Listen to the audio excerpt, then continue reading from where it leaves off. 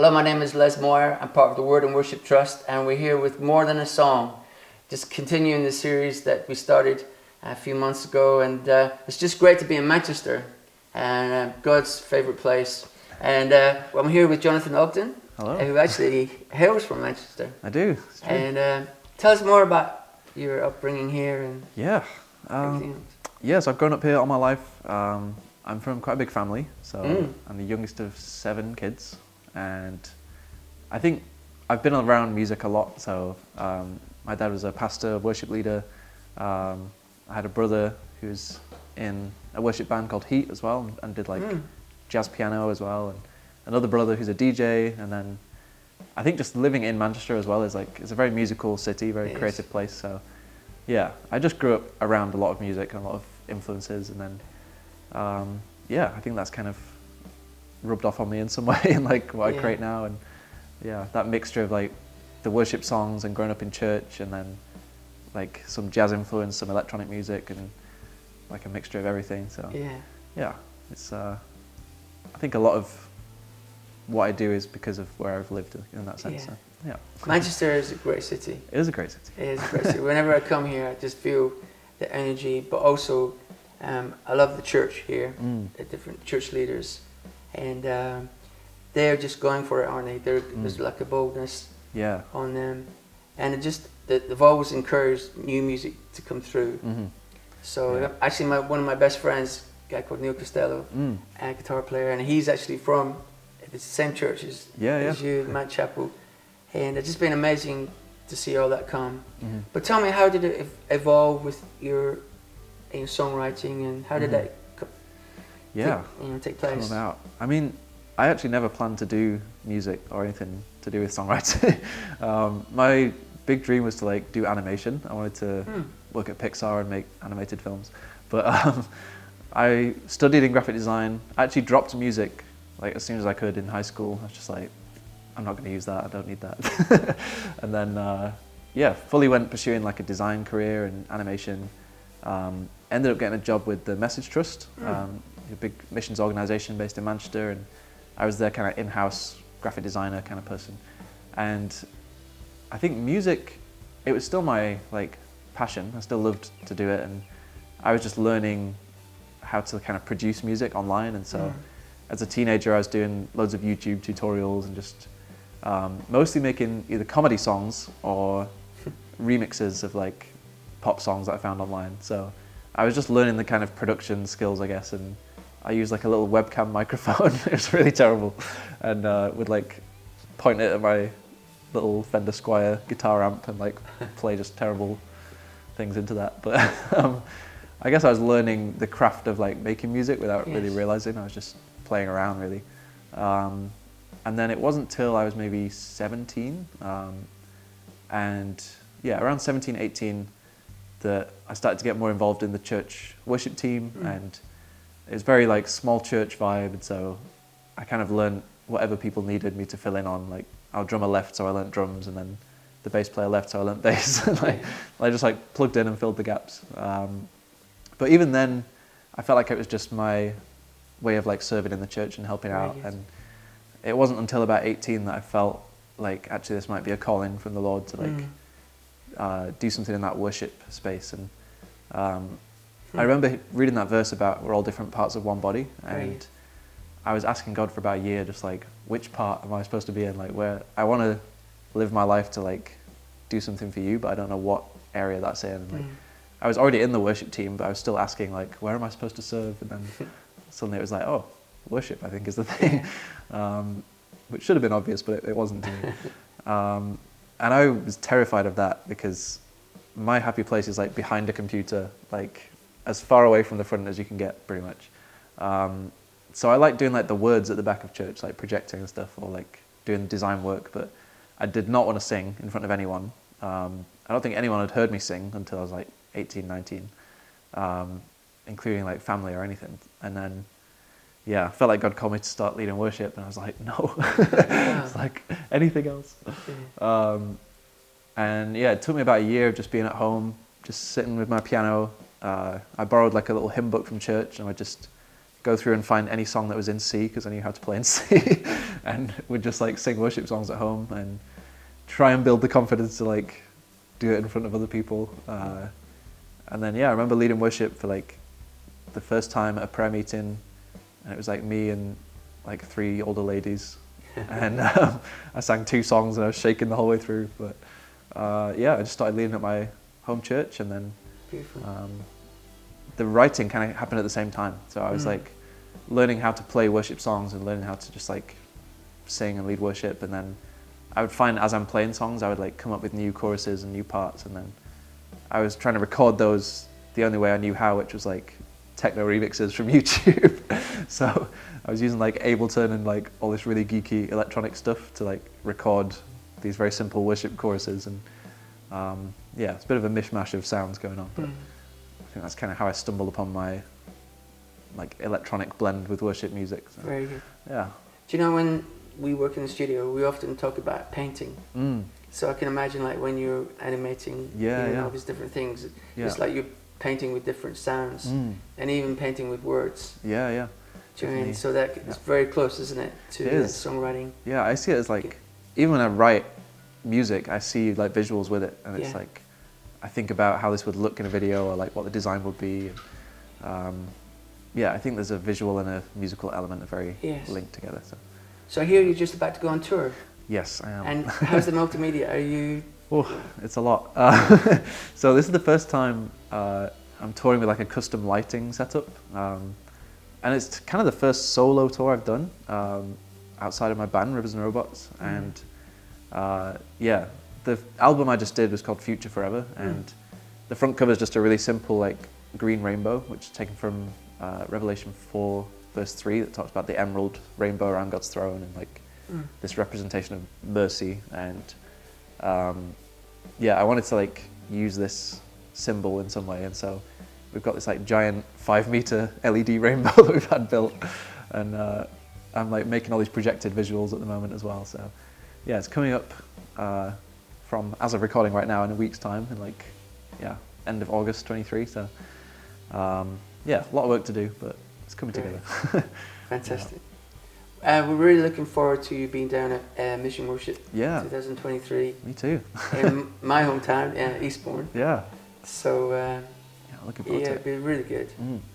But I wanted to just go back a little bit and tell us about Rivers and Robots and how that evolved, how that come together. And yeah. Sure. So it started kind of as I'd shared, like me at home playing piano and then capturing these songs with like electronic music production.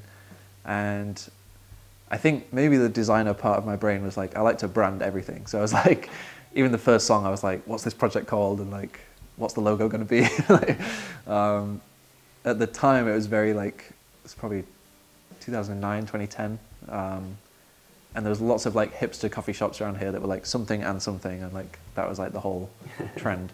So I wanted a name that had like an and in the middle. And I was like, I guess I'm combining this like flowing worship style with like electronic music. And so that's like the name of like the Rivers and the Robots. Which I thought was a cool name until I saw it on a poster alongside like all these like the first worship event we played at, and it was like all these normal sounding Matt Redman, Jesus Culture, and it was like Rivers and Robots. I was like, this is a weird name. You did so well. You did so well. And it was like this fresh sound that was coming from Manchester and what was happening here. And it's been so amazing, Jonathan, just see how that connected with not just the UK, but Japan and the US. And yeah, it was wild. I mean, it started as just me with my laptop for the first 2 albums, and then became a band through guys I met here in Manchester. And yeah, I still remember my like honest long-term aim with Rivers and Robots was to put a few songs on Facebook for my friends. And then I still remember the first email I got, I think it was from someone in Chile, and they just said they'd found one of my songs on SoundCloud and like really helped them connect with God, and it was a different sound. And I was like, how did they find this? Like, this isn't someone I know.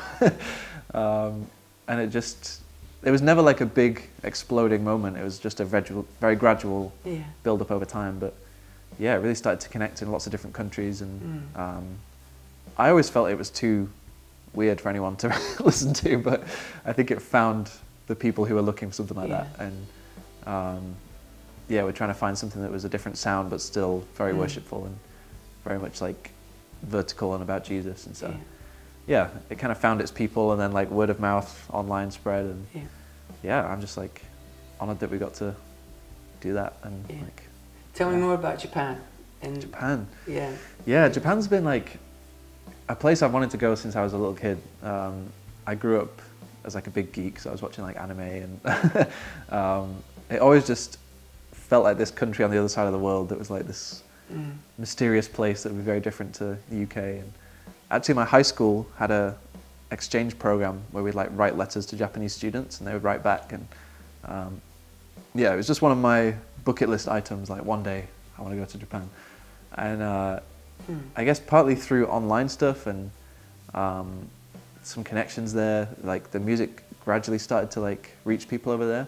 And obviously like my music's very worshipful and like very much about Jesus. And there's a very small Christian population in Japan. It's like less than 1% of the population. And so there isn't like, it's not a big audience in that sense of like, it's not like reaching America or somewhere. But the first time I went with another friend who has been on mission trips to Japan. And so I just wanted to go and like find out what God's doing over there. And so I just went to like listen and meet missionaries and hear their stories. And that was the first time it went from just being this like cool place that I want to visit to like, oh, God's doing things here in a really special way. And hearing the stories of missionaries, and like some people call it the missionary graveyard because they say it's like a really difficult land, and like there's been a lot of like, I guess, failed mission attempts in the past and things. And but yeah, I just went and I could feel some of the like weight of the heaviness of like the atmosphere there, but then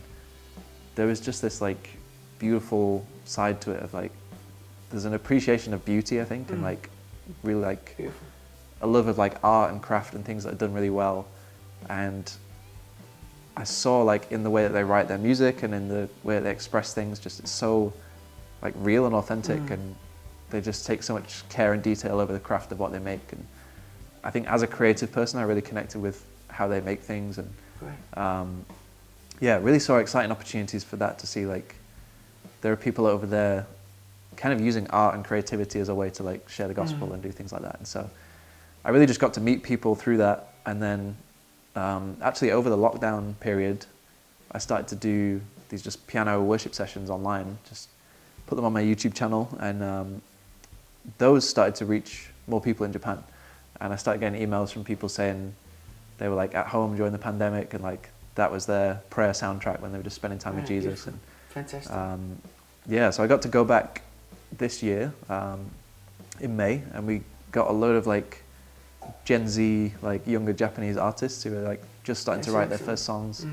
And I kind of came as producer just to like capture their worship songs. And it was beautiful. Like just their sound is so different to like anything that we're doing in the UK. And yeah, even like the content of what they're singing about feels different. And it just felt so like needed to hear like their song and their worship. And so yeah, we just came with a few musicians and we're like, okay, we're just going to like bring life to your songs and try and capture them. And yeah, it was really special. Yeah. I mean, in this season, Jonathan Ogden sees a lot of cross-cultural collaborations. That's what God is doing. Yeah. You know, and this whole thing of even writing together, you know, with people from different nations. Yeah. And then also our churches are becoming much more multicultural.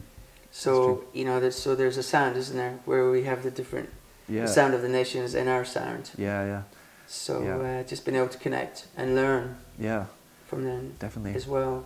Yeah, I think. But I love it that God's giving you favor there, and also that you're going there and just encouraging them in their songwriting. And yeah, no, it felt really special. And I think I always learn something every time I travel somewhere and see a different expression. And like, I just recently got back from South Korea as well. So they were doing their own worship event, and there was like a few international teams. I don't know if you know, like Dunamis from Brazil, and yeah, some of the teams from the States. And then I came over from the UK, and then obviously lots of Korean teams as well. But there was a point where we were just worshiping together in like kind of spontaneous worship section, and I looked out and it like kind of went into the Korean style prayer, which I don't know if you've heard about. It's like everyone like cries out at the same time in prayer. So they were like crying out for their nation and like praying for North Korea as well. And then at the same time, like the Dunamis team came out from Brazil and they were like dancing down at the front, like bringing all their energy. And I just was looking out and like, this is such a beautiful, like the Korean bringing their strength of like what their nation's known for and spiritually, and then the Brazilians bringing their like passion and energy. And beautiful. It felt like a little glimpse of what heaven's going to be like, with like each nation bringing their like revelation of God and their like style of worship and all of that, and just like joining together. I mean, our heart, Jonathan, is just, you know, is to see the worship of heaven on earth. Yeah. You know, we pray, let your kingdom come on earth as it is in heaven. Yeah. And when we say, Lord, what is the worship like in heaven? And he says, every tribe, tongue, and nation together. So my heart is to see more of that. Yeah. And